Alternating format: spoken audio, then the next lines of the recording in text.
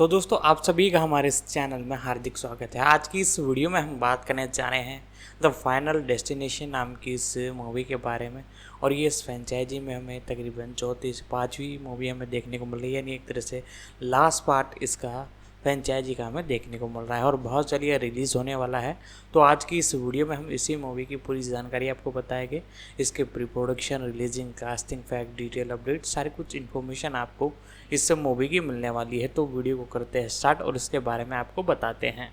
Final destination 5 की अमेरिकी 3D अलौकिक हॉरर फिल्म है जो स्टीवन क्वाल द्वारा निर्देशित और एरिक हेसेरर द्वारा लिखित है। यह फाइनल डेस्टिनेशन फिल्म श्रृंखला की 5वीं किस्त है और फाइनल डेस्टिनेशन 2000 का प्रीक्वल है। फाइनल डेस्टिनेशन 5 सितारे Nicholas D'Agosto, Emma Bell, Miles Fisher, Arlen Escarpeta, David Koechner और टोनी टोड और एक युवा व्यक्ति डिएगोस्टो द्वारा अभिनीत का अनुसरण करते हैं, जिसे पहले से ही आभास हो जाता है और वह लोगों के एक समूह को मौत से बचाता है। एक झूला पुल ढहना शुरू हो जाता है। हालांकि उन्हें जल्द ही पता चल जाता है कि वे मौत की योजना से बच नहीं सकते। द फाइनल डेस्टिनेशन 2009 को फ्रेंचाइज की अंतिम फिल्म के रूप में घोषित किए जाने के बावजूद उस फिल्म की वित्तीय सफलता के कारण फाइनल डेस्टिनेशन 5 का विकास हुआ, जो 2010 में शुरू हुआ। पहली 3 किस्तों की तरह फिल्मांकन वैंकूवर में हुआ। फाइनल डेस्टिनेशन 5 को नाटकीय रूप से 12 अगस्त 2011 को और डीवीडी पर 27 दिसंबर 2011 को वार्नर ब्रदर्स पिक्चर्स और न्यू लाइन सिनेमा द्वारा रिलीज किया गया था। फिल्म को समीक्षकों से मिश्रित समीक्षाएं मिलीं, जिनमें से कुछ ने इसे फ्रेंचाइज के लिए फॉर्म में वापसी और पिछली किस्त की तुलना में सुधार दोनों माना। अन्य समीक्षकों ने फ्रेंचाइजी में कुछ भी नया लाने में असफल रहने, कमजोर चरित्र विकास और औसत संवाद के लिए फिल्म की आलोचना की, लेकिन 3D के उपयोग, दृश्य प्रभावों, आविष्कारशील मौत के दृश्यों और केम्प्टी के विपरीत सस्पेंस की वापसी की भी प्रशंसा की। महसूस करें, विशेष रूप से प्रारंभिक अनुक्रम और मोर अंत दोनों। फिल्म ने $40 मिलियन के बजट के मुकाबले दुनिया भर में $157 मिलियन की कमाई की, जो इस फ्रेंचाइजी की दूसरी सबसे ज्यादा कमाई करने वाली फिल्म बन गई। अप्रैल 2024 तक फाइनल डेस्टिनेशन ब्लडलाइंस नामक छठी किस्त उत्पादन में है। कथानक: सैम लॉटन अपने सहकर्मियों के साथ एक कंपनी रिट्रीट की ओर जा रहे हैं। जब उनकी बस नॉर्थ बे ब्रिज को पार करती है, सैम को पूर्वाभास होता है कि तेज हवाओं के कारण निर्माणाधीन पुल ढह जाएगा, जिससे उसकी पूर्व प्रेमिका मॉली हार्पर को छोड़कर सभी की मौत हो जाएगी, जिसे वह सुरक्षित रूप से पुल पार करने में कामयाब होता है। घबराकर उसने मॉली, उसके दोस्तों नाथन सियर्स और पीटर फ्रीडकिन, पीटर की प्रेमिका कैंडिस हुपर, उसके बॉस डेनिस लैपमैन और सहकर्मचारियों ओलिविया कैसल और इसाक पामर को पुल ढहते ही वहां से चले जाने के लिए मना लिया। FBI एजेंट जिम ब्लॉक द्वारा पूछताछ के बाद बचे हुए लोग अपने मृत सहकर्मियों के लिए एक स्मारक सेवा में भाग लेते हैं, जहां कोरोनर विलियम ब्लडवर्थ उन पर नजर रख रहे हैं। बाद में कैंडिस की जिम अभ्यास के दौरान एक चेन रिएक्शन के कारण मृत्यु हो जाती है, जिसके कारण वह आसमान सलाखों से गिर जाती है और उसकी रीढ़ की हड्डी टूट जाती है। अगले दिन एक चीनी स्पा में एक्यूपंक्चर सत्र के दौरान बुदाई की मूर्ति गिरने से इसहाक का सिर कुचल गया। ब्लडवर्थ, जो दोनों मौतों के लिए उपस्थित था, शेष बचे लोगों से कहता है कि यदि वे मौत को धोखा देना चाहते हैं तो उन्हें किसी ऐसे व्यक्ति को मारना होगा जो कभी भी पुल पर मरने के लिए नहीं बना था, और इस तरह अपने शेष जीवन काल का दावा करता है। उसी समय सैम और मॉली ओलिविया को बचाने में असफल हो जाते हैं, जो एक नेत्र शल्य चिकित्सा क्लिनिक में खिड़की से गिरकर मर जाती है। सैम को पता चलता है कि बचे हुए लोग उसी क्रम में मर रहे हैं जिस क्रम में उन्हें पुल पर मरना था, और उसे पता चलता है कि अगला नंबर नाथन का है। नाथन, जो फैक्ट्री में लौट आया है, एक बहस के दौरान गलती से अपने सहकर्मी रॉय कार्सन को मार देता है। वह यह जानकारी शेष बचे लोगों को देता है, जो मानते हैं कि नाथन ने रॉय के शेष जीवन काल का दावा किया होगा। जब डेनिस घटना पर सवाल उठाने के लिए आता है, तो बेल सैंडर द्वारा छोड़े गए रिंच से उसका चेहरा फट जाता है, जिससे उसकी मौत हो जाती है। उस शाम सैम और मॉली उस रेस्तरां में अपने रिश्ते को फिर से शुरू करते हैं, जहां सैम काम करता है। पीटर, जो कैंडिस की मौत के बाद अस्थिर हो गया है, डेट में बाधा डालता है और मॉली को मारने का फैसला करता है ताकि उसकी जिंदगी खत्म हो जाए। पीटर द्वारा बंदूक निकालने के बाद सैम और मॉली दोनों रसोई में भाग जाते हैं क्योंकि ब्लॉक बाहर से गोलियों की आवाज सुनता है और रेस्तरां में प्रवेश करता है, लेकिन पीटर द्वारा उसे गोली मार दी जाती है। पूर्व गवाहों को खत्म करने के लिए मॉली और सैम को मारने का प्रयास करता है, लेकिन सैम मॉली को बचाने के लिए मांस के थूक से पीटर को मार देता है। 2 सप्ताह बाद सैम और मॉली पेरिस के लिए विमान में सवार हुए। अपनी सीट लेने से पहले उन्होंने कार्टर हॉर्टन और एलेक्स ब्राउनिंग के बीच लड़ाई देखी, जिन्हें सुश्री ल्यूटन और अन्य छात्रों के साथ विमान से हटा दिया गया, जिससे पता चला कि जिस विमान में वे सवार हो रहे हैं वह वोली एयरलाइंस फ्लाइट 180 है। उड़ान भरने पर सैम एक यात्री के साथ फ्लाइट अटेंडेंट की बातचीत में एलेक्स की दृष्टि सुनता है। उसे एहसास होता है कि उसके और मॉली के बचने के लिए बहुत देर हो चुकी है और उसके बाद हुए विस्फोट में वे दोनों विमान में मौजूद बाकी सभी लोगों के साथ नष्ट हो जाते हैं। रॉय के स्मारक पर नाथन को एक सहकर्मी से रॉय की शव परीक्षा और उसके मस्तिष्क धमनी विस्फार की खोज के बारे में पता चला, जिसके परिणामस्वरूप वैसे भी थोड़े समय में उसकी मृत्यु हो सकती थी। जैसे ही सहकर्मी बार से बाहर निकलता है, विमान का लैंडिंग गियर छत से टूट जाता है और नाथन को कुचलकर मार देता है। कास्ट करें। पात्रों के बारे में अधिक जानकारी के लिए अंतिम गंतव्य पात्रों की सूची देखें।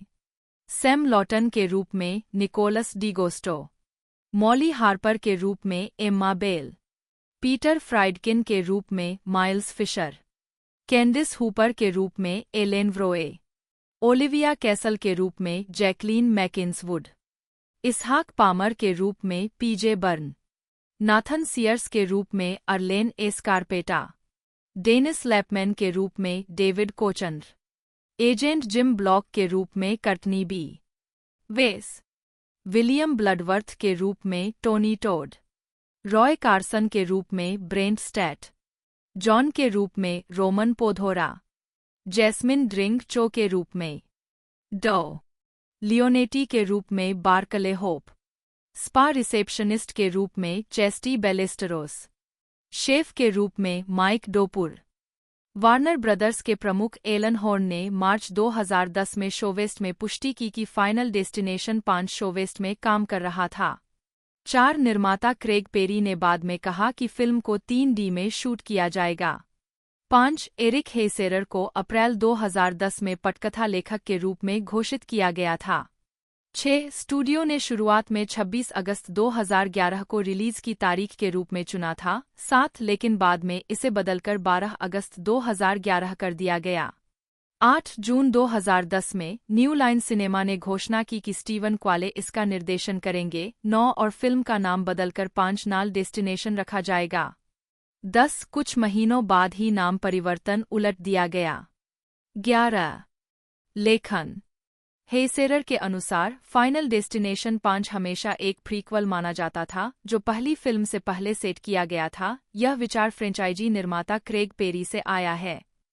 हेसेरर ने कहा कि फिल्म लिखते समय उनके सामने आई एक बड़ी समस्या अच्छे मृत्यु दृश्यों को प्रस्तुत करना था। उनका मानना था कि फाइनल डेस्टिनेशन की दुनिया में ऐसा करना हास्यास्पद रूप से कठिन है।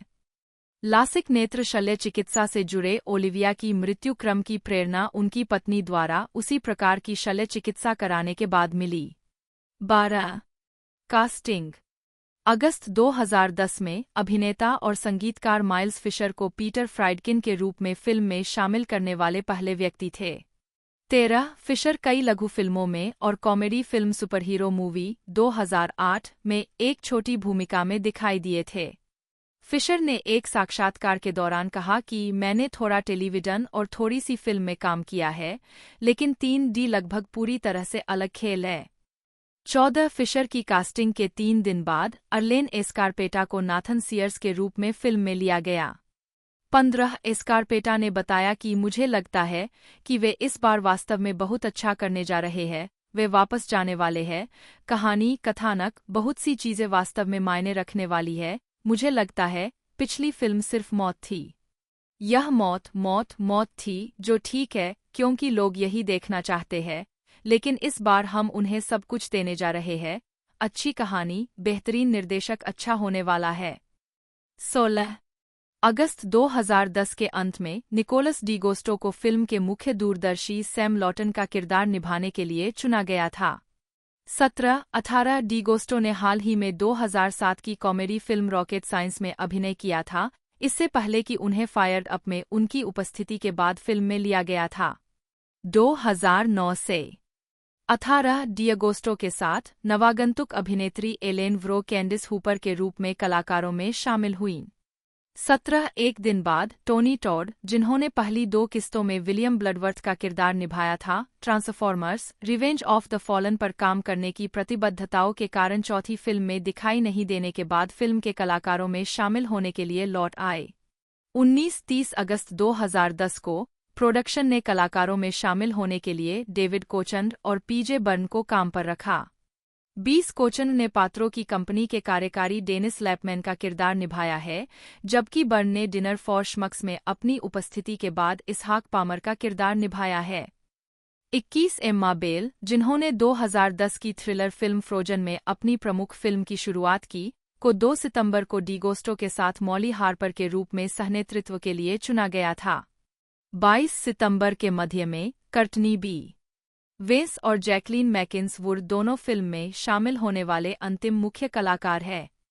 23 Law and Order Criminal Intent के वेंस ने एफबीआई एजेंट जिम ब्लॉक की भूमिका निभाई है, जबकि वुड, जो soap opera The Bold and the Beautiful में स्टेफी फॉरेस्टर के रूप में अभिनय कर रहे हैं, ने सहकर्मी ओलिविया कैसल की भूमिका निभाई है।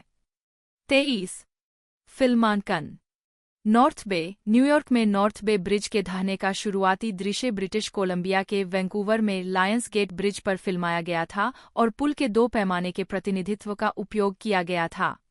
स्थान का फिल्मांकन वैंकूवर लौट आया, जहां पहली 3 फिल्मों के कुछ हिस्सों की शूटिंग की गई। मुख्य फोटोग्राफी 13 सितंबर और 14 दिसंबर 2010 के बीच हुई। 24 निर्माताओं ने कहा कि यह किस्त मूल फिल्म की शैली में अधिक गहरी और अधिक रहस्यमय होगी। 25 फाइनल डेस्टिनेशन 3 स्टार चेलन सिमंस ने खुलासा किया कि शुरुआती दृश्य वैंकूवर में लायंस गेट ब्रिज पर फिल्माया जाएगा। 26 संगीत साउंड ट्रैक फाइनल डेस्टिनेशन 5 का साउंड ट्रैक फिल्म की रिलीज के 4 दिन बाद 16 अगस्त 2011 को वर्से साराबांडे द्वारा रिलीज किया गया था। साउंड ट्रैक में द फाइनल डेस्टिनेशन के संगीतकार ब्रायन टायलर द्वारा रचित 19 ट्रैक शामिल है। यह रिलीज होने वाला दूसरा final destination sound track album भी है। माइल्स फिशर ने अपने एकल न्यू रोमांस के लिए एक टाई इन वीडियो भी जारी किया, जिसमें श्रृंखला को ध्यान में रखते हुए Saved by the Bell parody में फिल्म के प्रमुख अभिनेताओं को दिखाया गया है, जिनमें से अधिकांश अजीब दुर्घटनाओं में मारे गए हैं। फिल्म के व्यावसायिक गाने, लेकिन साउंड ट्रैक पर नहीं। एवरक्लियर द्वारा मैं तुम्हें एक नया जीवन खरीदूंगा, जेफ टिमोशुक द्वारा सफल नेता, टेरी पॉयडन द्वारा बॉलरूम और girl on the run, Kansas द्वारा dust in the wind, Cliff P. Demarks junior द्वारा वॉक लाइक वाटर, उत्कृष्टता द्वारा मैं और मैं, जेम्स गार्ड द्वारा द ऑर्बिटिंग सन्स, AC/DC द्वारा if you want blood you have got it. Score album में ब्रायन टायलर द्वारा रचित और स्लोवाक नेशनल सिम्फनी ऑर्केस्ट्रा द्वारा प्रस्तुत 19 संकेत शामिल है, जिसमें व्यावसायिक रूप से रिलीज किए गए गाने शामिल नहीं है जो फिल्म में दिखाए गए थे। यह श्रृंखला की पहली और एकमात्र फिल्म है जिसमें शर्ली वॉकर द्वारा पिछली फिल्मों के मूल विषयों का उपयोग नहीं किया गया है।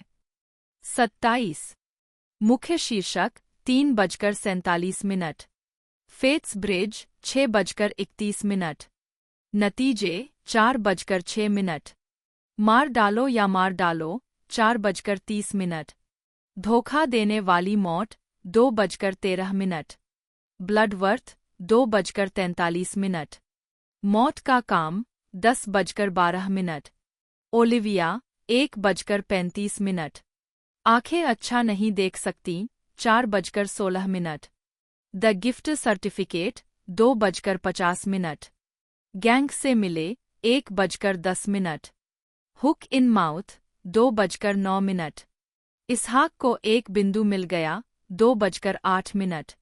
मान्यता 0:59। रहस्य 2:47। पीछे की ओर हुके 4:38। मौत का आदेश 7:20। योजनाओं के भीतर योजनाएं 3:45। अनंत समापन 1:31। रिलीज। मार्केटिंग। यूके में विज्ञापन मानक प्राधिकरण ASA ने फैसला सुनाया कि मूल नाटकीय पोस्टर, जिसका उपयोग गर्मियों के दौरान बसों और ट्रेनों में किया गया था, बच्चों के लिए भय और अनुचित परेशानी पैदा करने की संभावना थी। इसने फैसला सुनाया कि विज्ञापन दोबारा मूल रूप में प्रदर्शित नहीं होना चाहिए। वार्नर ब्रदर्स ने यह कहते हुए प्रतिवाद किया कि पोस्टर अत्यधिक भय या परेशानी पैदा किए बिना उचित तरीके से फिल्म की सामग्री को सटीक रूप से दर्शाता है। उन्होंने यह भी कहा कि पोस्टर के गहरे भूरे और काले रंग छोटे बच्चों का ध्यान आकर्षित करने की संभावना नहीं रखते, और यह कि अवास्तविक छवि में लोग, खून या किसी वास्तविक जीवन की हिंसा को प्रदर्शित नहीं किया गया था। ASA, जिसे 13 शिकायतें मिली थीं, जिनमें से 3 में कहा गया था कि उनके बच्चे 1 से 3 वर्ष की आयु के बीच परेशान थे, ने फैसला सुनाया। हमने माना कि छवि बच्चों का ध्यान आकर्षित करने की संभावना थी, खासकर क्योंकि यह एक पोस्टर पर दिखाया गया था अंडरग्राउंड, जहां यह एक अलक्षित माध्यम था क्योंकि बहुत छोटे बच्चे हिंसा को दर्शाने वाले इस विज्ञापन को देख सकते थे। इससे बच्चों में डर और अनुचित परेशानी पैदा होने की संभावना थी। 28। Box office. फाइनल डेस्टिनेशन 5 सप्ताहांत बॉक्स ऑफिस पर $18.4 मिलियन के साथ 3 स्थान पर रहा। Rise of the planet of the apps $27.5 million से पीछे, जो 2 सप्ताह तक शीर्ष स्थान पर रहा, और द हेल्प $25.5 मिलियन। 29-2009 की द फाइनल डेस्टिनेशन $27.4 मिलियन और 2006 की फाइनल डेस्टिनेशन 3 $19.1 मिलियन के बाद यह अब तक की तीसरी सबसे बड़ी फाइनल डेस्टिनेशन ओपनिंग थी। 30 फाइनल डेस्टिनेशन 5 ने घरेलू स्तर पर 42, 587, 643 और अंतर्राष्ट्रीय स्तर पर 115, 300,000 की कमाई की। दुनिया भर में कुल 157, 887, 643, जो इस फ्रेंचाइजी की दूसरी सबसे ज्यादा कमाई करने वाली फिल्म बन गई। Home media. फाइनल डेस्टिनेशन 5 को 27 दिसंबर 2011 को DVD और ब्लूरे डिस्क पर रिलीज किया गया था। ब्लूरे डिस्क 2 रूपों में आती है, केवल मूवी संस्करण और ब्लूरे डिस्क DVD अल्ट्रावायलेट संस्करण। 31 एक ब्लूरे 3D संस्करण विशेष रूप से बेस्ट बाय के माध्यम से जारी किया गया था। यह फिल्म यूके में 26 दिसंबर 2011 को रिलीज हुई थी, हालांकि केवल विशेष संस्करण ब्लूरे डिस्क में फिल्म का 3D कट शामिल था। एक अल्ट्रावायलेट प्रति सभी प्रारूपों में उपलब्ध थी। फिल्म ने घरेलू बिक्री से 10.5 मिलियन की कमाई की। जनवरी 2019 में वार्नर ब्रदर्स पिक्चर्स और न्यू लाइन सिनेमा की ओर से एक नई किस्त के विकास की घोषणा की गई थी। पैट्रिक मेल्टन और मार्कस डंस्टन पटकथा लिखेंगे, जिसमें कथानक को फ्रेंचाइजी की पुनः कल्पना के रूप में वर्णित किया जाएगा। 7 अगस्त में डेवोन सावा ने रीबूट में फ्रेंचाइज में लौटने में रुचि व्यक्त की। 61 मार्च 2020 में यह पता चला कि फिल्म को पहली 5 फिल्मों के समान कैनन में सेट किया गया था और यह पहले उत्तरदाताओं पर ध्यान केंद्रित करेगी। श्रृंखला निर्माता क्रेग पेरी ने कहा था, हम इसे पहले उत्तरदाताओं की दुनिया में लाने पर विचार कर रहे हैं। EMT, फायरमैन और पुलिस, ये लोग हर दिन अग्रिम पंक्ति में मौत से निपटते हैं और ऐसे विकल्प चुनते हैं जो लोगों को जीने या मरने का कारण बनते हैं। हम उनके अच्छे निर्णय, विशेषज्ञता और शांत व्यवहार पर भरोसा करते हैं, दुःस्वप्न की स्थिति में जहां हर विकल्प जीवन और मृत्यु ला सकता है। लेकिन अब खुद के लिए हम सोच रहे हैं कि दुनिया एक फाइनल डेस्टिनेशन फिल्म का एक दिलचस्प तरीका हो सकती है और एक बहुत ही विश्वसनीय तरीके से अद्वितीय सेट टुकड़े भी तैयार कर सकती है। 62 बाद में अक्टूबर में श्रृंखला निर्माता जेफरी रेडिक ने पुष्टि की कि छठी फिल्म पर कोविड-19 महामारी से पहले फिल्म के सिनेमाघरों में प्रदर्शित होने से पहले फिशर ने एक संगीत वीडियो जारी किया। फाइनल डेस्टिनेशन 5 के मुख्य कलाकारों द्वारा अभिनीत और फिशर के मूल गीत न्यू रोमांस की विशेषता वाले इस वीडियो में 1990 के दशक के sitcom Saved by the Bell की पैरोडी बनाई गई है और इसमें फिल्म के कथानक का एक सुराग भी शामिल है। शो के प्रशंसक फिशर और वीडियो निर्देशक डेव ग्रीन ने हर एपिसोड और बॉय मीट्स वर्ल्ड और क्लेरिसा एक्सप्लेन्स इट ऑल जैसे समकालीन शो देखे। हमने सोचा, हे भगवान, क्या इस सुरक्षित सिटकॉम दुनिया में फाइनल डेस्टिनेशन प्रकार की मौतें मज़ेदार और विध्वंसक नहीं होंगी? जैक मॉरिस प्रकार का किरदार निभाने वाले फिशर ने कहा। उन्होंने मजाक में कहा, मैं मूल रूप से अपने पूरे जीवन में केली कपोवस्की के साथ नृत्य करने का तरीका ढूंढता रहा हूं। 33 स्वागत। आलोचनात्मक प्रतिक्रिया। समीक्षा एग्रीगेटर रॉटन टोमाटोज की रिपोर्ट है कि 136 आलोचकों की समीक्षाओं में से 63% सकारात्मक है और औसत रेटिंग 10 में से 5.9 है। साइट की आलोचनात्मक सहमति कहती है, यह अभी भी केवल भूखे प्यासे वफादारों के लिए है, लेकिन फाइनल डेस्टिनेशन 5 एक आश्चर्यजनक वापसी का प्रतिनिधित्व करता है फ्रेंचाइजी के लिए फॉर्म बनाने के लिए। 34 मेटाक्रिटिक, जो एक भारित स्कोर प्रदान करता है, 24 आलोचकों के आधार पर फिल्म को 100 में से 50 का स्कोर देता है, जो मिश्रित या औसत समीक्षाओं को दर्शाता है। 35 यह दोनों साइटों पर फ्रेंचाइजी की सबसे ज्यादा रेटिंग वाली फिल्म है। सिनेमास्कोर द्वारा सर्वेक्षण किए गए दर्शकों ने फिल्म को A+ से F पैमाने पर B+ का औसत ग्रेड दिया। 36 रिचर्ड रोपर ने अपनी समीक्षा में कहा, शुरुआती क्रेडिट से लेकर अंतिम किल तक यह फिल्म 3D का शानदार उपयोग प्रदर्शित करती है। 37 बॉक्सफिस मैगजीन के टॉड गिलक्रिस्ट ने अपनी समीक्षा में फिल्म को अब तक की सर्वश्रेष्ठ 3D हॉरर फिल्म घोषित किया है। उन्होंने फाइनल डेस्टिनेशन 5 को देशी 3D रूपांतरण के बाद नहीं में एक साफ, चमकदार थ्रिलर शॉट के रूप में वर्णित किया है, जो दर्शकों की विश्वसनीयता या उनके गठन पर दबाव डाले बिना प्रौद्योगिकी को अधिकतम करता है। उन्होंने यह भी कहा, किसी भी चीज को सर्वश्रेष्ठ 3D हॉरर फिल्म कहने का तात्पर्य दुनिया के सबसे लंबे बोने को ताज पहनाने से है, लेकिन क्वेल 3D का लगभग आश्चर्यजनक रंग से उपयोग करता है। 38 toronto.com के लिए एक समीक्षा में लिंडा बर्नार्ड ने कहा है, यह एक ऐसा मामला हो सकता है जहां 3D शॉर्ट फिल्म देखने के लिए कुछ अतिरिक्त पैसे खर्च करने लायक है। 39 पिछली किस्त से कमजोर CGI में सुधार के लिए दृश्य प्रभावों की प्रशंसा की गई। रील टॉक मूवी रिव्यूज की बेटी जो टकर ने अपनी समीक्षा में कहा, फिल्म अब तक के कुछ बेहतरीन दृश्य प्रभावों का दावा करती है, खासकर फिल्म की शुरुआत में पुल टूटने का दृश्य। फाइनल डेस्टिनेशन 5 की अपनी समीक्षा में रोजर एबर्ट ने कहा, विशेष प्रभाव सिर काटने, भस्म करने, काटने, कुचलने आदि का उत्कृष्ट काम करते हैं।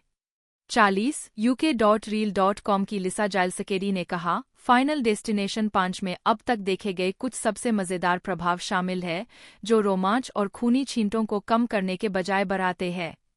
41 फिल्म में मौत के दृश्यों को रहस्यपूर्ण, रचनात्मक और चौंकाने वाला बताया गया है। बॉक्सफिस मैगजीन ने प्रशंसा में कहा, दर्शक रोजमर्रा की चोट के दर्द और एक अच्छी तरह से निर्मित, जीवन से भी बड़े सेट की रक्तरंजित संतुष्टि दोनों से जुड़ते हैं। 38 NJ.com की राय है, माना निर्देशक स्टीवन क्वाले ने जिस तरह से हिंसा का मंचन किया, उसमें एक निश्चित आविष्कार है। 42 सैन फ्रांसिस्को क्रॉनिकल ने कहा कि पात्रों को भयानक और शानदार तरीकों से मार दिया गया है। 43 जिम्नास्टिक सेट के टुकड़े को चिंता से भरा। 44 सफल कॉमिक सस्पेंस का एक सुंदर उदाहरण। 43 Hitchcockian edge of your seat suspense 45 और के रूप में सराहा गया है, आविष्कारशील रूप से विचित्र। 46 फिल्म.com ने अपनी समीक्षा में कहा, बाद में होने वाली मौतें हिट्यामिस होती है, लेकिन वे सभी कुछ रचनात्मक चिंगारी दिखाती है।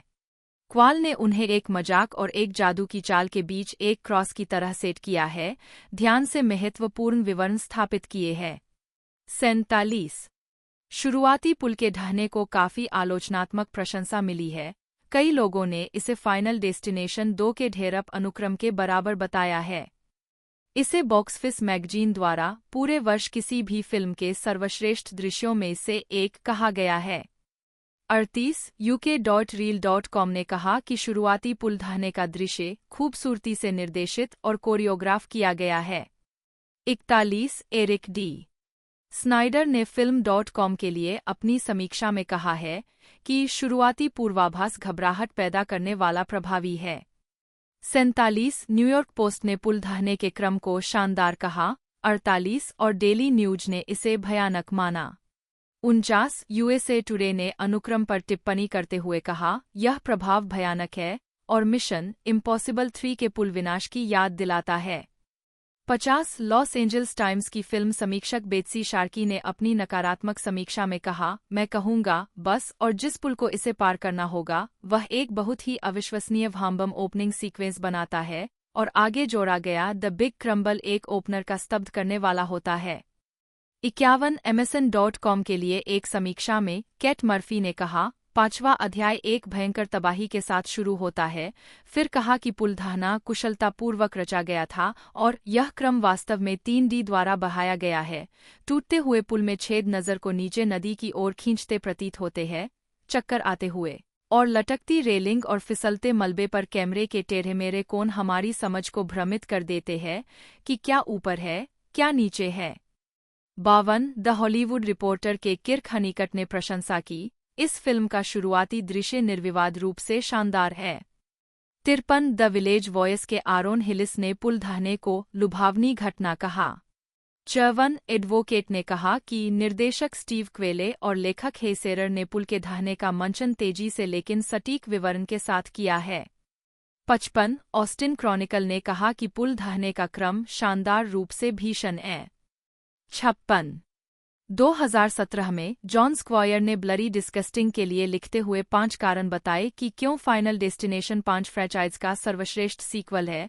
शुरुआती सीक्वेंस, आविष्कारी मौत के दृश्य, फिल्म में खून-खराबे का स्तर, मौत को हराने के लिए नई पौराणिक कथा और पहली फिल्म के साथ समाप्त होने वाले दृश्यों पर प्रकाश डाला गया। 57 भविष्य 2011 की शुरुआत में टोनी टॉड ने ड्रेड सेंट्रल के साथ एक साक्षात्कार में कहा कि यदि फाइनल डेस्टिनेशन 5 बॉक्स ऑफिस पर सफल रही तो 2 सीक्वल को बैक टू बैक फिल्माया जाएगा। 23 अगस्त को जब पूछा गया कि क्या वह अगली कड़ी का निर्देशन करेंगे, स्टीवन क्वाल ने विस्तार से बताया, कौन जानता है, कभी मत कहो। मेरा मतलब है, यह प्रशंसकों पर निर्भर करेगा। हम देखेंगे कि यह अंतर्राष्ट्रीय स्तर पर कैसा प्रदर्शन करता है और अगर यह चौथी फिल्म जितनी ही कमाई करती है तो मुझे यकीन है कि वार्नर ब्रदर्स एक और फिल्म बनाना चाहेंगे। 59 काम चल रहा था। निकोलस डिगोस्टो, जन्म 17 अप्रैल 1980, एक अमेरिकी अभिनेता है जिन्हें फाइनल डेस्टिनेशन 5, हीरोज और द ऑफिस में अभिनय के लिए जाना जाता है। उन्होंने शोटाइम श्रृंखला मास्टर्स ऑफ सेक्स और फॉक्स श्रृंखला गोथम में अभिनय किया। प्रारंभिक जीवन डिगोस्टो का जन्म ओमाहा, नेब्रास्का में हुआ था, जो डीना राय, नी वेलिंगा और ओमाहा के प्रमुख आरबी रेस्तरां फ्रेंचाइजी एलन डिगोस्टो के बेटे थे। 1, 2, 3 उनकी मां सियोक सिटी, आयोवा से है, जबकि उनके पिता ओमाहा से है। 4 उनके 2 बड़े भाई एंड्रयू और पैट्रिक और 2 छोटी बहनें जूली और केटी है।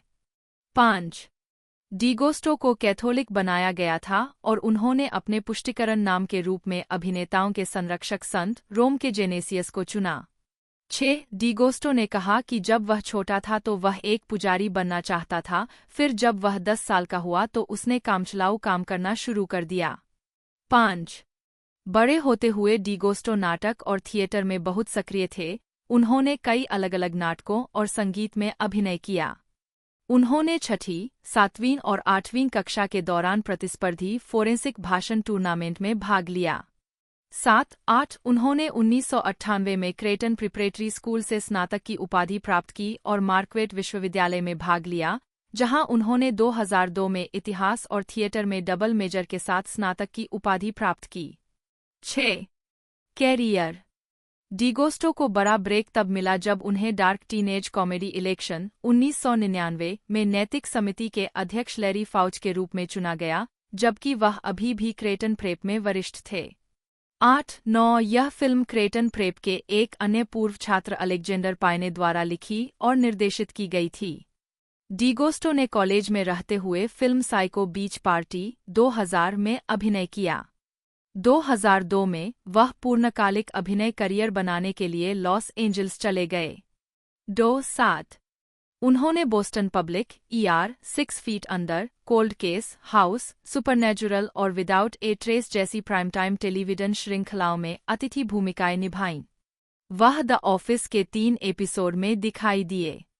उन्होंने हीरोज श्रृंखला में वेस्ट रोसेन की भूमिका भी निभाई।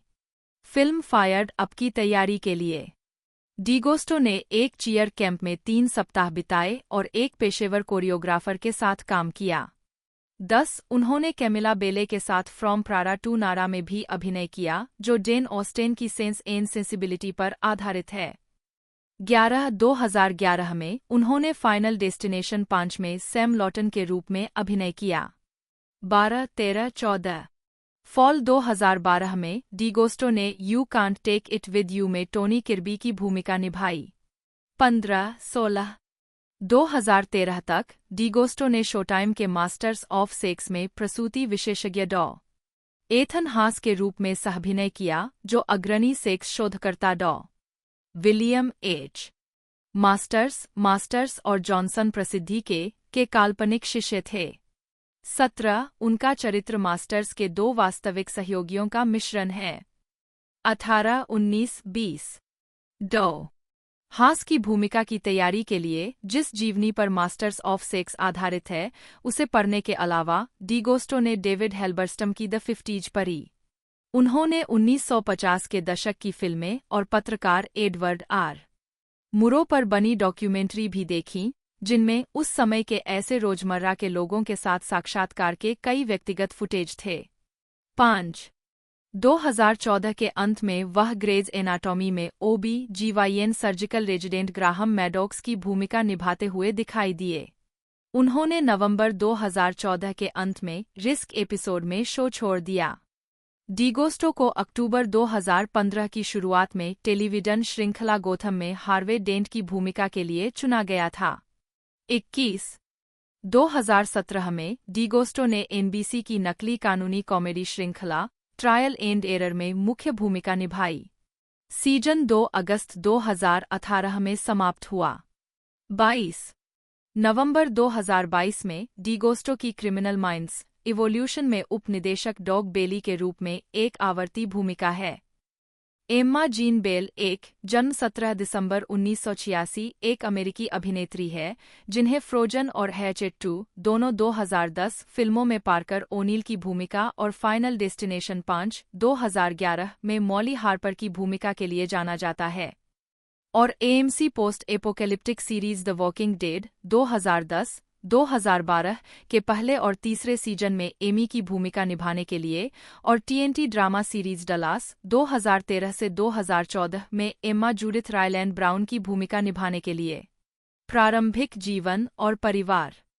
एम्मा बेल, जिनका जन्म वुडस्टाउन, न्यू जर्सी में हुआ था, 2 फ्लेमिंगटन 3 और रीडिंगटन टाउनशिप के स्टैंटन खंड में पली बढ़ी और हंटरडन सेंट्रल रीजनल हाई स्कूल में पढ़ाई की। 4 वह 16 साल की उम्र में न्यूयॉर्क शहर चली गईं। 5-6 उन्होंने मैनहट्टन के अपर ईस्ट साइड पर talent unlimited high school performing arts high school में पढ़ाई की।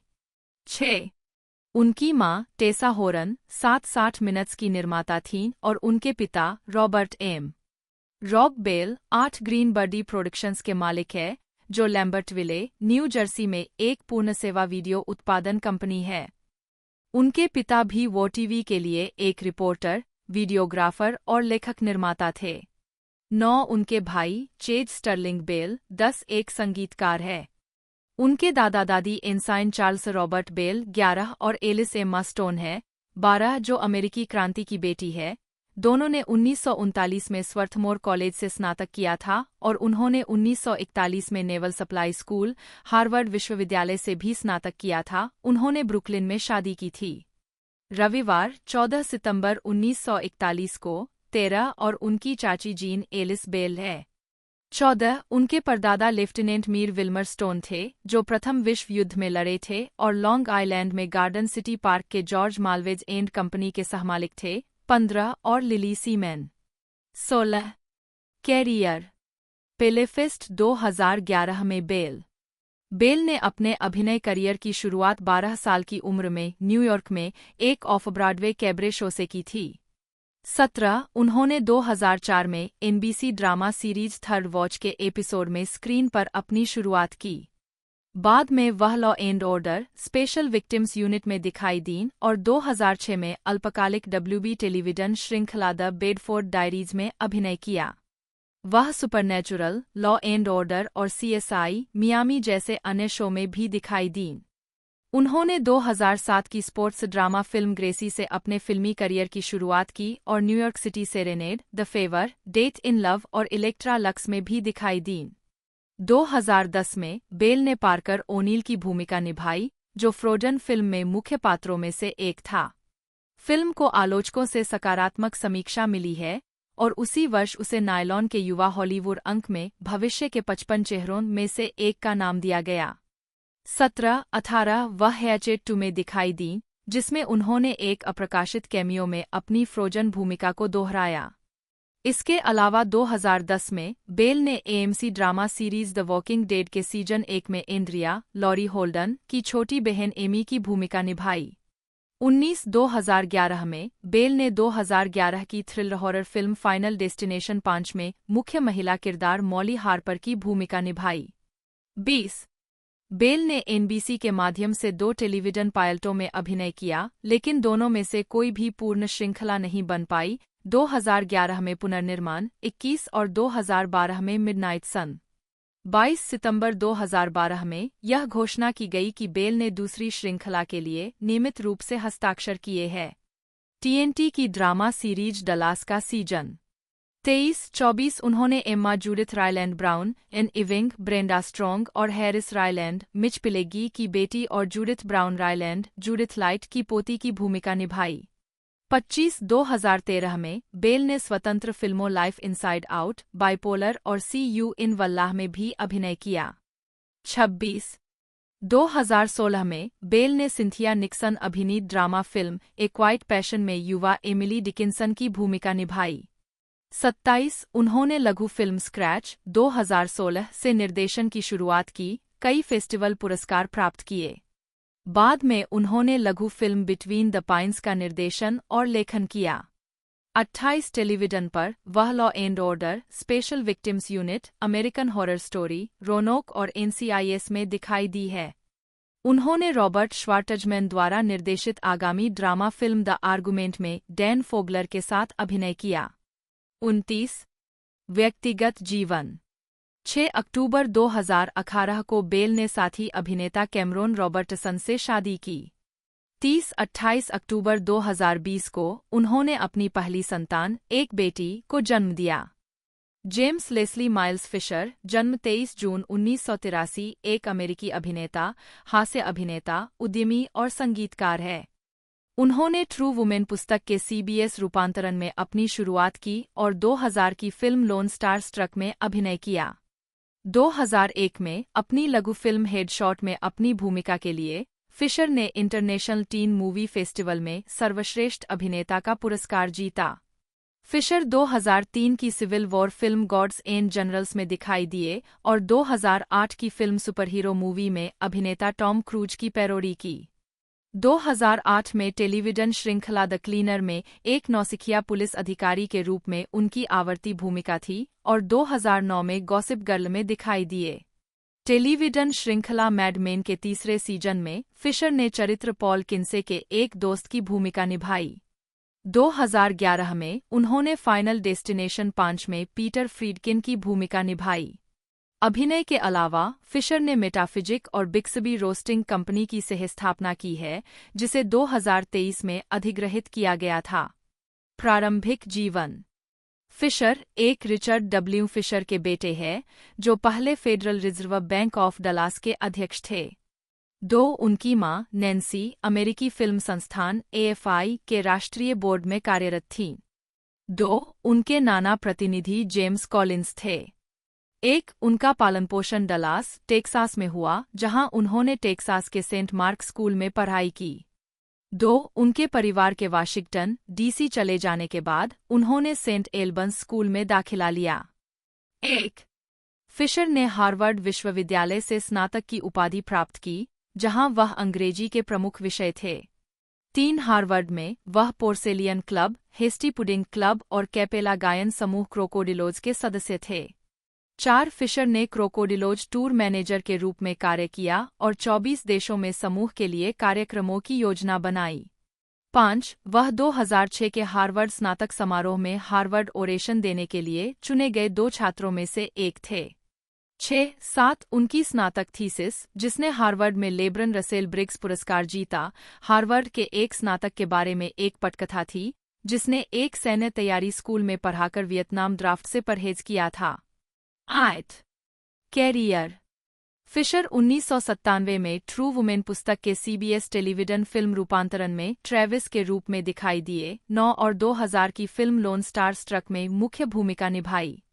5. उन्हें 2001 में वॉन, ओंटारियो, कनाडा में international tin movie festival ITMF में सर्वश्रेष्ठ अभिनेता का पुरस्कार मिला। 10. उनकी अपनी लघु फिल्म जिसका शीर्षक था हेडशॉट, जो फेस्टिवल में 10,000 अन्य प्रविष्टियों में से एक थी। 11. 2000 के दशक। न्यूजडे में 2001 के एक लेख में जिसका शीर्षक था माइल्स फिशर, इट बॉय, स्तंभकार लिज स्मिथ ने फिशर को वंडरकाइंड और अगला टॉम क्रूज कहा। 11. स्मिथ द्वारा फिशर की तुलना टॉम क्रूज से करने के कारण प्रभावशाली प्रबंधकों और एजेंटों के साथ बैठकें हुईं और उन्होंने 2002 में प्रतिभा एजेंसी एंडेवर टैलेंट एजेंसी के साथ हस्ताक्षर किए। 12. फिशर 2003 की civil war film Gods and Generals में रॉबर्ट डुवेल के साथ दिखाई दिए। 2. निर्देशक रॉन मैक्सवेल ने फिल्म में वर्जीनिया वॉलंटियर्स की पहली रेजिमेंट के एक वीर सदस्य का किरदार निभाने के लिए फिशर को चुना। डुवेल ने रॉबर्ट ई ली की भूमिका निभाई। 11. उन्होंने 2008 की फिल्म सुपरहीरो मूवी में अभिनेता टॉम क्रूज की पैरोडी की। 13. फिल्म में फिशर की भूमिका को इंटरनेट पर डेफेमर सहित साइटों के साथ साथ टेलीविजन पर एंटरटेनमेंट टुनाइट और CNN कार्यक्रम शोबिज टुनाइट पर लोकप्रिय बनाया गया। 14. 15. फिशर की क्लिप को इंटरनेट पर 10 मिलियन से अधिक बार देखा गया। द बाल्टीमोर सन के एक आलोचक ने टिप्पणी की कि सुपरहीरो मूवी में फिशर की उपस्थिति फिल्म का मुख्य आकर्षण थी और लिखा, अभिनेता माइल्स फिशर ने टॉम क्रूज के I am the way, the Thetan, the light Scientology भर्ती वीडियो की पिछले साल की नकल की है। प्रफुल्लित करने वाला प्रभाव। 16. A&E नेटवर्क की टेलीविजन श्रृंखला द क्लीनर में उनकी आवर्ती भूमिका थी, जिसमें उन्होंने केनेथ हरमन नाम के एक नौसिखिया पुलिस अधिकारी की भूमिका निभाई थी। 2. 13. फिशर ने 2009 में इवान निकोल्स के साथ हीटशॉट नामक एक लघु फिल्म लिखी और निर्मित की। फिल्म को AFI Dallas international film festival में प्रदर्शित होने के लिए चुना गया था। द डलास मॉर्निंग न्यूज के एलन पेपर ने मार्च 2009 में रिपोर्ट दी कि फिशर को 1983 में दक्षिणी कैलिफोर्निया में एक टेलीविजन शो के पायलट के रूप में चुना गया था, गॉसिप गर्ल का स्पिन ऑफ। उन्होंने इसी नाम की टेलीविजन श्रृंखला में एक बेवकूफ कोक डीलर की भूमिका निभाई। 17. जुलाई 2009 में फिशर ने एक स्वतंत्र रूप से निर्मित स्वशीर्षक EP माइल्स फिशर, साथ ही टॉकिंग हेड्स गीत this must be the place के अपने कवर के लिए एक संगीत वीडियो जारी किया। 17. 18. यह वीडियो 2000 की फिल्म अमेरिकन साइको को श्रद्धांजलि है, जिसमें फिशर ने पैट्रिक बेटमैन के रूप में क्रिश्चियन बेल के प्रदर्शन की नकल की है। 17. अमेरिकी फिल्म संस्थान के छात्रों ने वीडियो को फिल्माने में मदद की, जिसे लॉस एंजल्स में शूट किया गया था। 18. वीडियो यूट्यूब और कई अन्य वेबसाइटों पर पोस्ट किया गया था और पहले 24 घंटों के भीतर अकेले break.com पर 2 लाख हिट प्राप्त हुए। 17. इंटरव्यू के डेरेल हार्टमैन ने अमेरिकन साइको थीम के साथ टॉकिंग हेड्स गीत के उपयोग को एक शानदार कॉम्बो कहा और कहा कि फिशर ने एक वायरल हिट बनाया। 18. 2010 का दशक। टेलीविजन श्रृंखला मैड मेन के तीसरे सीजन में फिशर ने पात्र पॉल किन्से के दोस्त जोफ ग्रेव्स की भूमिका निभाई। 19. लॉस एंजल्स टाइम्स की जेसिका गेल्ट ने उनके चरित्र को क्रीपी ड्रग डीलर के रूप में वर्णित किया। 20. 2010 में फिशर को फिल्म फाइनल डेस्टिनेशन 5 में कास्ट किया गया था। 21/22/23 Collider.com के साथ एक साक्षात्कार में फिशर ने खुलासा किया कि फिल्म कार्यस्थल के माहौल पर आधारित थी और एक 3D फिल्म थी। 24 फिशर क्लिंट ईस्टवुड की जे. एडगर हूवर की बायोपिक में जे. एडगर, एक FBI कर्मचारी एजेंट गैरिसन की भूमिका निभाते हुए दिखाई दिए, जो पूरी फिल्म में लियोनार्डो डिकैप्रियो के हूवर का साक्षात्कार लेता है। 25 फिशर ने 19 जुलाई 2011 को आईट्यून्स और अपनी निजी वेबसाइट पर वीडियो और MP3 फॉर्म में न्यू रोमांस गीत जारी किया। 26, 27, 28, 29, 30 वीडियो फाइनल डेस्टिनेशन श्रृंखला और सेव्ड की पैरोडी करता है, बेल द्वारा। 29, 30 इसके अतिरिक्त वह फाइनल डेस्टिनेशन फ्रैंचाइज की 5वीं फिल्म में पीटर फ्रीडकिन की भूमिका निभाते हुए दिखाई दिए। 22 मई 2013 को यूट्यूब पर ए बेवरेज नेटवर्क के माध्यम से फिनिश व्हाट वी स्टार्टेड के लिए एक संगीत वीडियो पोस्ट किया गया था। लांस बैस की विशेषता वाले संगीत वीडियो में अभी तक गाने के लिए एक भी रिलीज नहीं हुआ है और एक अगला एल्बम जारी किया गया है, जिसे वीडियो म्यूजिक नाम दिया गया है। संगीत वीडियो फिशर की निजी वेबसाइट पर पोस्ट किया गया है। 32 2020 की शुरुआत में फिशर ने बेल्जियम के विजुअल इफेक्ट्स VFX कलाकार क्रिस उमे का एक डीपफेक वीडियो देखा, जिसमें फिशर की आंखों को टॉम क्रूज की आंखों से बदल दिया गया था। 33 फिशर और उमे ने बाद में क्रूज के रूप में प्रस्तुत करते हुए फिशर के सांसारिक या मूर्खतापूर्ण कार्य करते हुए क्रूज के घमंडी और अलग-थलग सार्वजनिक व्यक्तित्व पर व्यंग्य करते हुए यूट्यूब और टिकटॉक वीडियो बनाने के लिए सहयोग किया। वीडियो तेजी से वायरल हो गया और कुछ ही दिनों में लाखों बार देखा गया। फिशर ने वीडियो से कमाई नहीं की है और जानबूझकर संभावित व्यक्तिगत या विवादास्पद प्रकृति के विषयों से परहेज किया है, क्योंकि उन्हें लाभ के लिए अपनी समानता का उपयोग करने के लिए क्रूज से अनुमति नहीं मिली है। फिशर ने इस प्रयास को अच्छे स्वभाव वाली पैरोडी के रूप में वर्णित किया, जो उनकी समान उपस्थिति के कारण वर्षों तक टॉम क्रूज आदमी कहे जाने से प्रेरित था। 34 व्यावसायिक उद्यम 2017 में फिशर ने लॉस एंजल्स CA में रेमिंगटन हॉचकिस के साथ बिक्सबी रोस्टिंग कंपनी की सह-स्थापना की। 35 बिक्सबी को लॉन्च करने से पहले कंपनी ने CUPS के रूप में किकस्टार्टर अभियान शुरू किया था।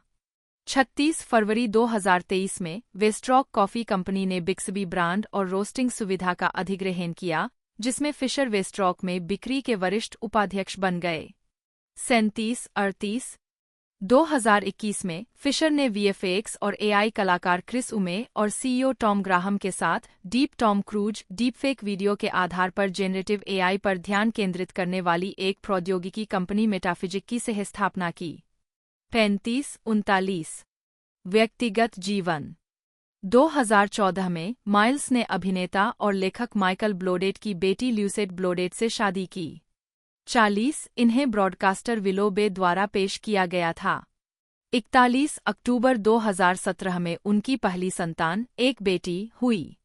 42 फिल्मोग्राफी फिल्में वर्ष शीर्षक भूमिका टिप्पणियां 2000 लोन स्टार स्ट्रकवेल 2003 देवता और सेनापति जॉन बील 2008 superhero movie Tom cruise 2009 rate में सिर SPC हेनरी बर्च 2010 मेरा पहला क्लेयर चपटी कील 2011 फाइनल डेस्टिनेशन 5 पीटर फ्रीडकिन 2011 जे. एडगर एजेंट गैरिसन 2011 थोड़ा विश्वास होना रिकी टीवी फिल्म 2012 आपके प्यार के नीचे लियोन 2014 मुझ पर विश्वास करो प्रवेश करना 2016 मैं उसे उसका स्कॉटी 2016 दरवाजे पर भेड़िए जे सेब्रिंग 2016 काउंसलर टेड लघु फिल्म 2017 झूठ के बारे में सच्चाई केविन 2018 एक क्रिसमस व्यवस्था Garrett Hurley Lifetime movie Arlen Alexander Escarpeta बेलिजियाई मूल के अमेरिकी अभिनेता है। उन्हें फिल्मों Friday the 13th, brotherhood, final destination 5, into the storm 2014 में उनकी भूमिकाओं के लिए जाना जाता है और सबसे विशेष रूप से 2015 की फिल्म व्हिटनी में बॉबी ब्राउन के उनके चित्रण के लिए जाना जाता है। प्रशस्ति पत्र आवश्यक। कैरियर। 2000 में एस्केरपेटा को ग्रेग मॉर्गन की द प्लेज कोर्ट में उनकी पहली ऑनस्क्रीन भूमिका मिली। बाद के वर्षों में वह Boston Public, The Shield, Judging Amy और बूमटाउन जैसे विभिन्न टेलीविजन कार्यक्रमों में दिखाई दिए।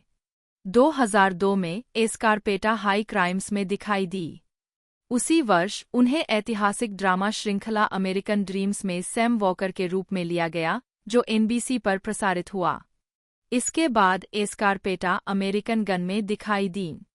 वह टेलीविजन शो ईआर और कोल्ड केस में भी दिखाई दिए। अगले वर्ष उन्होंने सच्चे जीवन पर आधारित नाटक वी.आर. मार्शल में मैथ्यू मैककोनाधी और मैथ्यू फॉक्स के साथ सहअभिनय किया। 2007 में एस्केरपेटा डेविड वेन की कॉमेडी फिल्म द 10 में दिखाई दी। उन्होंने क्रमशः लॉ एंड ऑर्डर, एसवीयू और विदाउट ए ट्रेस में उपस्थिति दर्ज कराई। 2009 में उन्होंने प्रेस्टन व्हिटमोर के डफ बॉयज में अभिनय किया। उन्होंने नाटक 818 में नस्लीय गिरोह युद्ध के दौरान गश्त पर एक युवा एलएपीडी अधिकारी के रूप में भी अभिनय किया, जिसमें एस्कारपेटा सहनिर्माता भी है। वह फ्राइडे द 13th के 2009 संस्करण में लॉरेंस के रूप में दिखाई दिए। उन्होंने फिल्म के बाद अल्पकालिक चिकित्सा नाटक मेंटल पर एक अतिरिक्त टेलीविजन प्रस्तुति दी। एस्कारपेटा ने ब्रदरहुड सहित कई फीचर फिल्मों में प्रमुख भूमिकाओं के साथ फ्राइडे द 13 का अनुसरण किया। एस्कारपेटा की फाइनल डेस्टिनेशन 5 में नाथन सीयर्स की भूमिका थी और उन्होंने उसी भूमिका को लैटिन स्पेनिश डब में डब किया था। यह हॉरर फ्रेंचाइजी की 5वीं फिल्म थी और इसे 3D में प्रदर्शित किया गया था। नवंबर 2011 में एस्कारपेटा ने CW के द सीक्रेट सर्कल में उपस्थिति दर्ज कराई। वह फॉक्स के हाउस 2012, एनबीसी के ग्रिम 2014 और सीबीएस के एक्सटेंट 2014 के एक एपिसोड में भी दिखाई दिए। एस्कारपेटा ने 17 जनवरी 2015 को लाइफटाइम पर प्रसारित होने वाली नई व्हिटनी ह्यूस्टन की बायोपिक व्हिटनी में बॉबी ब्राउन की भूमिका निभाई। फिल्मोग्राफी। फिल्म और टीवी फिल्में। वर्ष पतली परत भूमिका टिप्पणियां। 2000 प्लायाज कोर्टरेगी। 2002 उच्च अपराध गार्ड 2। 2005 अमेरिकी बंदूक नीलकंठ। 2006 आशा की गई चीजों का सार गश्ती शक्तियाँ। डेविड माइकल कोचन बटा KKNR बटा KKNR 2 जन्म 24 अगस्त 1962, एक अमेरिकी अभिनेता और हास्य अभिनेता है। उन्हें एंकरमैन फिल्मों में चैम्प काइंड और द ऑफिस सीरीज में टॉड पैकर जैसी भूमिकाएं निभाने के लिए जाना जाता है। कोचन पहली बार प्रदर्शन में तब शामिल हुए जब उन्होंने सेकेंड सिटी नॉर्थवेस्ट में शामिल होने से पहले शिकागो में इम्प्रोव ओलंपिक में इम्प्रोवाइजेशनल कॉमेडी का अध्ययन शुरू किया। कोचन 1995 में न्यूयॉर्क शहर में स्थानांतरित हो गए। उन्होंने सैटरडे नाइट लाइव 1995 से 1996 में एक कास्ट सदस्य के रूप में स्केच कॉमेडी का साल भर का कार्यकाल किया और 1990 के दशक के मध्य में कॉनन ओब्रायन के साथ लेट नाइट पर नियमित स्केच के रूप में काम किया। 1997 में कोचन लॉस एंजल्स चले गए और विभिन्न फिल्म और टेलीविजन कॉमेडी में नियमित रूप से काम करना शुरू कर दिया। उन्होंने wag the dog, Austin Powers, the spy who shagged me और मैन ऑन द मून जैसी फिल्मों में छोटी भूमिकाओं के साथ अपनी पहली फिल्म प्रदर्शित की।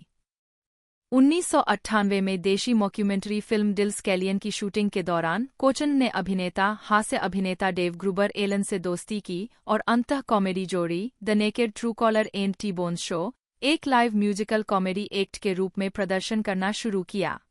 यह एक्ट लार्गो जैसे हॉलीवुड क्लबों में हिट हो गया और एलन और कोचन को टेनियस डी की शुरुआत के लिए आमंत्रित किया गया। 2007 में कोचन और एलन ने naked true collar and T Bones show sketch comedy series बनाई और उसमें एक साथ अभिनय किया, जो कॉमेडी सेंट्रल पर एक सीजन तक चली।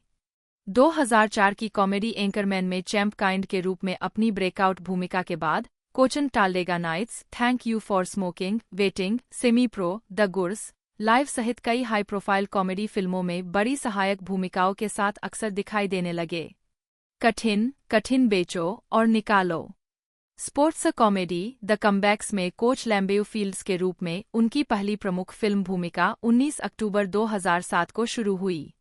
हाल ही में कोचन ने एंकरमैन 2 द लीजेंड कंटिन्यूज के लिए चैंप काइंड की अपनी भूमिका दोहराई, जो हॉरर कॉमेडी क्रैम्पस में सहकलाकार थे, और 2014 की ब्लैक कॉमेडी चीप थ्रिल्स में अपने डार्क टर्न के लिए आलोचकों से प्रशंसा प्राप्त की।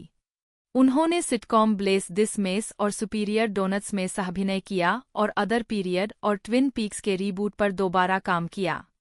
वह सिटकॉम द गोल्डबर्ग्स पर नियमित रूप से उपस्थित होते हैं और अमेरिकन डैड पर डिक रेनॉल्ड्स की आवाज प्रदान करते हैं। प्रारंभिक जीवन और शिक्षा। कोचन का जन्म 24 अगस्त 1962 को टिप्टन, मिसौरी में मार्गरेट एन नी डाउनी और सेसिल स्टीफन कोचन के घर हुआ था। उनके 2 भाई मार्क और जो और 3 बहनें मैरी रोज, सेसिलिया और जोन हैं। 3 उनके पिता एक व्यवसाय चलाते थे जो टर्की कॉप का निर्माण करता था। कोचन ने कहा है कि यदि आप टर्की को एक बड़े ट्रक में सड़क पर जाते हुए देखते हैं तो संभवतः इसका कॉप टिप्टन से है। 4 उनका पालनपोषण कैथोलिक रूप में हुआ और वह जर्मन, अंग्रेजी और आयरिश मूल के हैं। 5-6 कोचन ने बेनेडिक्टिन कॉलेज और मिसौरी विश्वविद्यालय में राजनीति विज्ञान का अध्ययन किया, इससे पहले कि उन्होंने अंतः कामचलाऊ कॉमेडी में अपना करियर बनाने का फैसला किया और शिकागो चले गए। शिकागो के इम्प्रोव ओलंपिक में प्रसिद्ध इम्प्रोवाइजेशन प्रशिक्षक डेल क्लोज के अधीन अध्ययन करने के बाद कोचन 1994 में स्नातक की उपाधि प्राप्त करते हुए शिकागो में द सेकेंड सिटी कॉमेडी मंडली में शामिल हो गए। 7 कैरियर। प्रारंभिक कैरियर। 1995 में कोचन सैटरडे नाइट लाइव में 1 साल के लिए दिखे और सेकंड सिटी के दोस्तों नैन्सी वॉल्स और एडम मैके के साथ शो में शामिल हुए। 8 एसएनएल में अपने समय के दौरान उन्होंने अतिथि लेखक डेविड ग्रुबर एलन और सहकलाकार विल फेरेल से मित्रता की। कोचन के कुछ आवर्ती नाटकों में Bill Brasky, British fops, Mark McKinney के विपरीत फगन की भूमिका, Gary McDonald, Weekend Update anchor, SNL cast member Norm McDonald का काल्पनिक छोटा भाई जोकी पर आधारित एक ऐसा चरित्र शामिल है जिसकी उत्पत्ति उन्होंने सेकेंड में की थी। सिटी, विल फेरेल के get off the shed sketch उनके पड़ोसी टॉम टेलर की भूमिका निभाते हुए और Gerald T Bones Tibbons. Koechner ने Christian Elliott, Mike Ditka, Charlie Sheen, Robert Shapiro, Willard Scott, Oliver Stone, Phil Gramm, David Kaczynski और पैट बुकानन सहित कई मशहूर हस्तियों का प्रतिरूपण किया। एसएनएल पर अपने एक सीजन के बाद कोचन 1996 से 97 में कॉनन ओब्रायन के साथ लेट नाइट के स्केच कास्ट में शामिल हो गए। डेविड ग्रुबर एलन के साथ साझेदारी।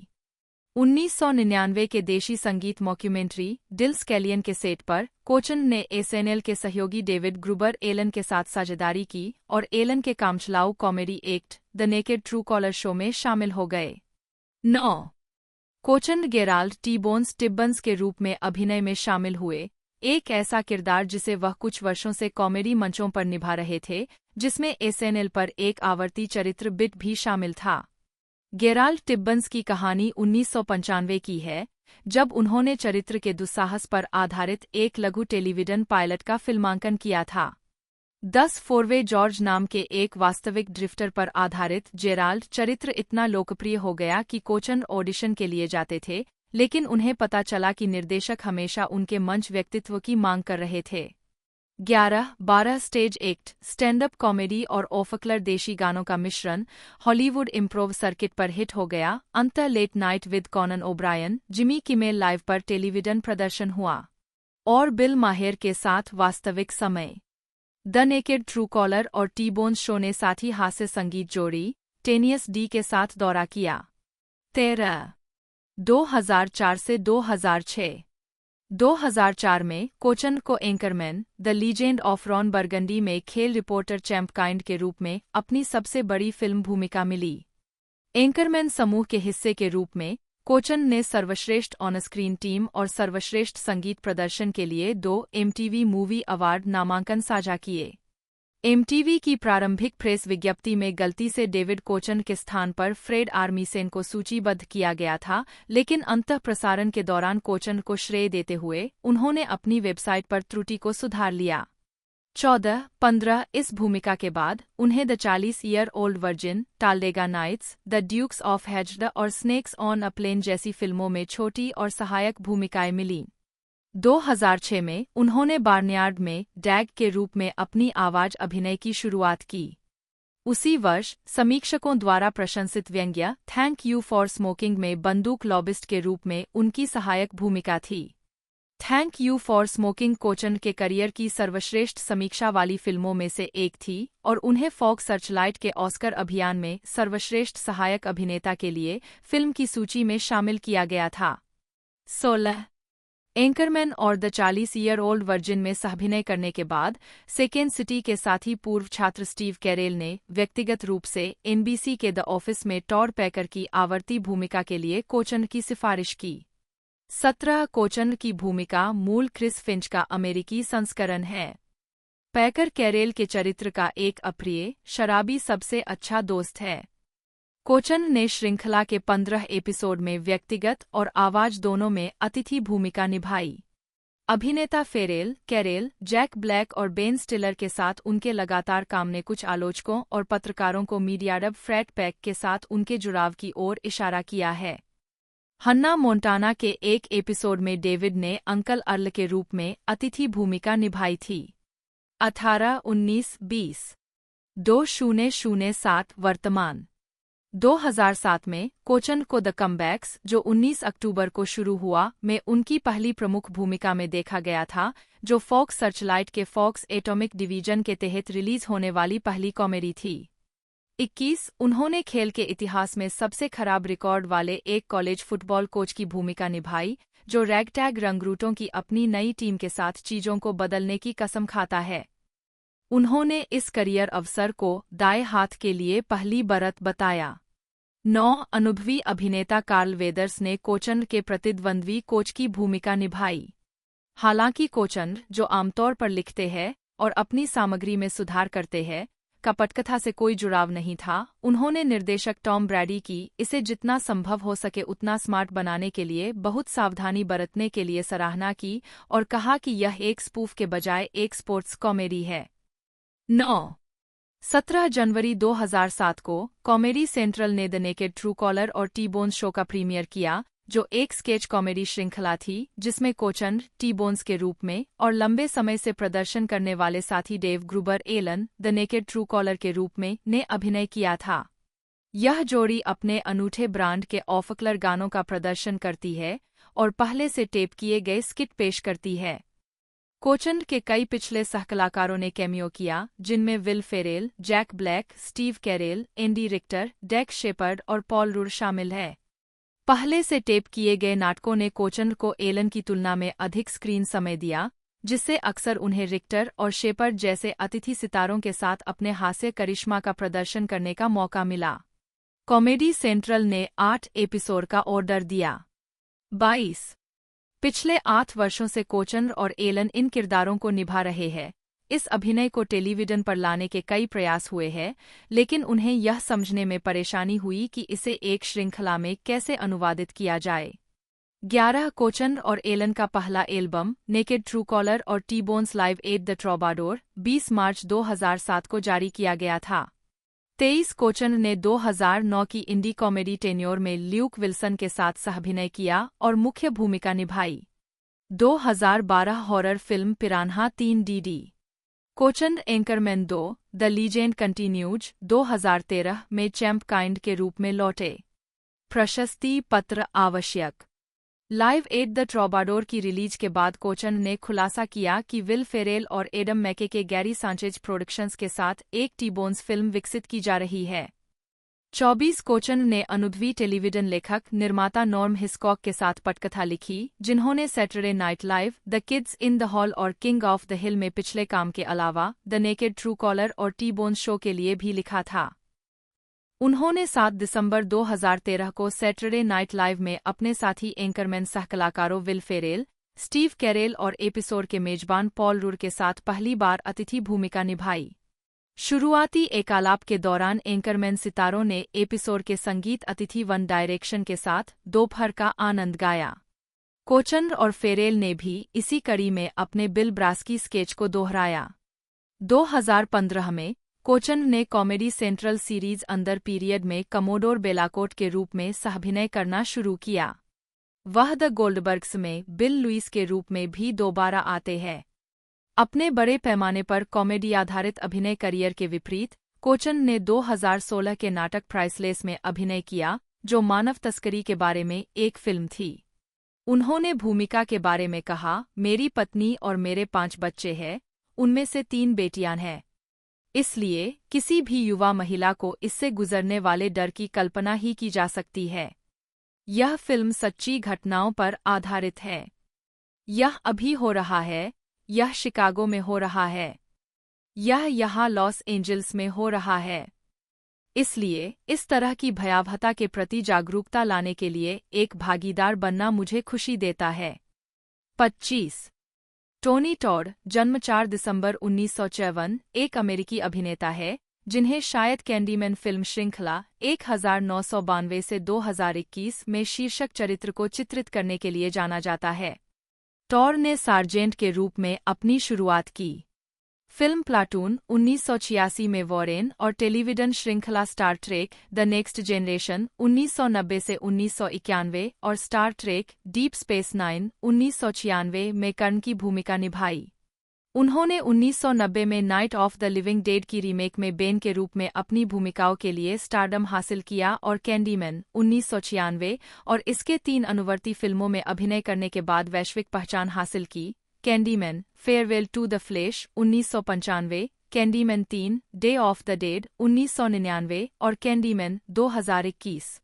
उन्होंने फाइनल डेस्टिनेशन फ्रेंचाइजी 2000 से 2025 में विलियम ब्लडवर्थ और द मैन फ्रॉम अर्थ 2007 में डैन की भूमिका निभाई और transformers Revenge of the Fallen 2009 DC animated movie universe में डार्कसीड जूम इन में द फॉलन को आवाज दी। स्पाइडरमैन 2 2023 गेम में फ्लैश और वेनम। प्रारंभिक जीवन और शिक्षा। टॉड का जन्म 4 दिसंबर 1954 को वाशिंगटन, डीसी में हुआ था और वे हार्टफोर्ड, कनेक्टिकट में बड़े हुए और हार्टफोर्ड पब्लिक हाई स्कूल सहित स्थानीय स्कूलों में पढ़े। 1-2 वह आर्टिस्ट कलेक्टिव इंक के पूर्व छात्र भी है। 3 टॉड ने कनेक्टिकट विश्वविद्यालय में पढ़ाई की और फिर टोनी पुरस्कार विजेता Eugene O'Neill National Actors Theater Institute में थिएटर का अध्ययन किया। 4 और प्रोविडेंस, रोड आइलैंड में ट्रिनिटी रिपर्टरी कंपनी। 3 उनकी बहन अभिनेत्री मोनिक डुप्री है। 5 कैरियर। फिल्म। टॉड 100 से अधिक नाटकीय और टेलीविजन फिल्मों में दिखाई दिए हैं और कई प्रमुख हॉलीवुड सितारों के साथ अभिनय किया है। उनके फिल्म क्रेडिट में शामिल है Platoon 1986, Night of the Living Dead 1990, Candyman 6 1992, The Crow 1994, The Rock 1996, Wishmaster 1997, the Final Destination series 2000-2011, Minotaur 2006 और Beg 2010। 7 Todd Transformers Revenge of the Fallen 2009 में द फॉलन की आवाज थे और Rel Dowdell film Changing the Game में भी थे। 8 Todd 23 मई 2010 को हॉरर क्रिएशन एंटरटेनमेंट के वीकेंड के विशेष अतिथि थे। 9 और स्क्रीमफेस्ट LA।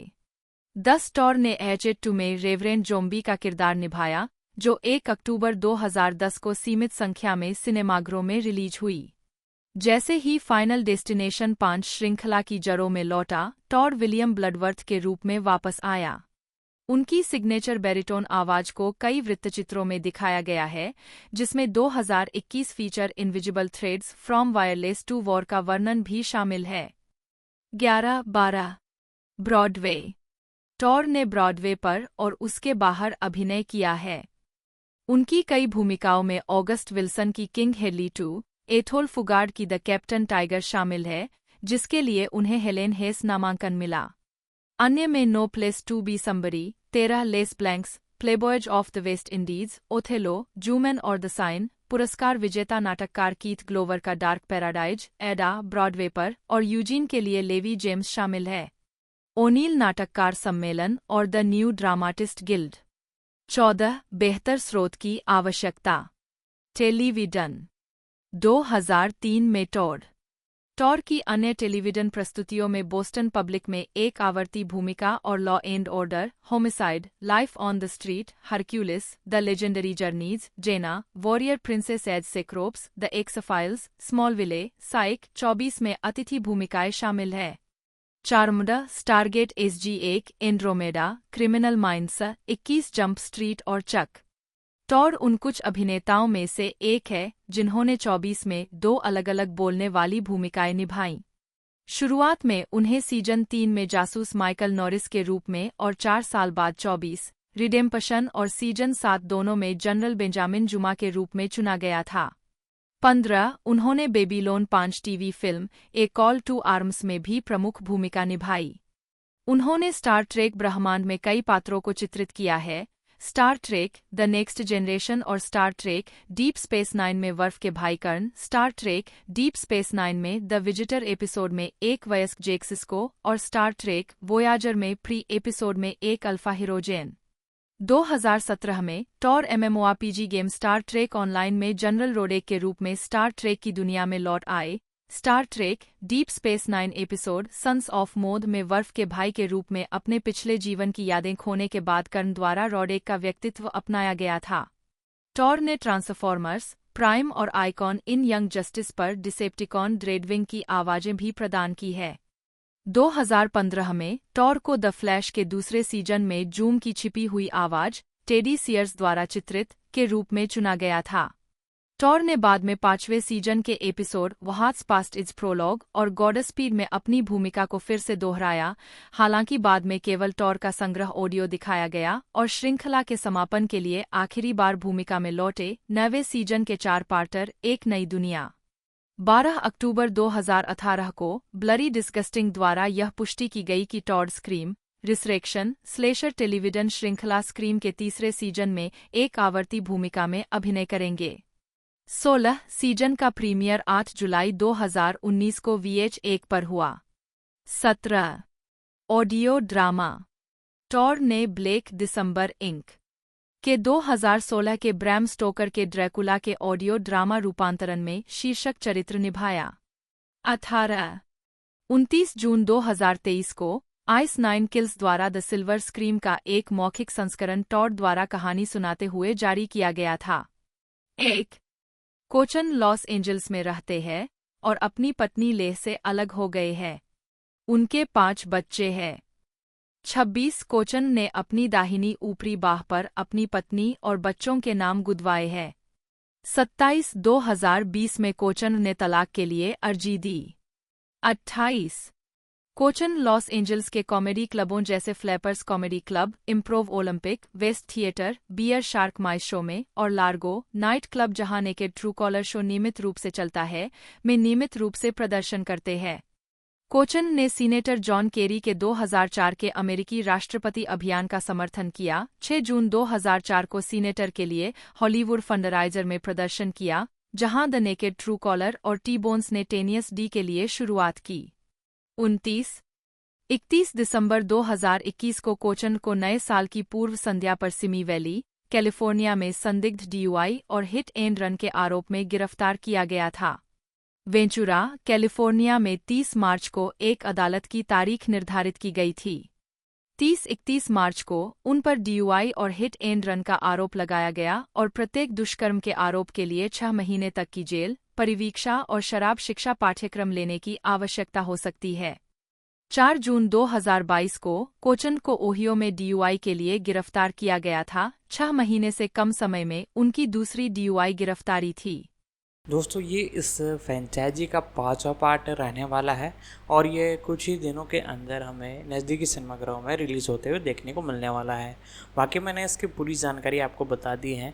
यदि वीडियो अच्छी लगती है तो वीडियो को लाइक करना ना भूलिएगा, चैनल को सब्सक्राइब करना ना भूलिएगा, बेल आइकन दबा कर इसे ऑल पर सेट कर दे। बाकी वीडियो को लाइक कीजिएगा और यदि आपको और भी किसी मूवी या सीरीज़ के बारे में जानना हो तो नीचे कमेंट कर दीजिएगा। दोस्तों मिलते हैं अगले वीडियो में।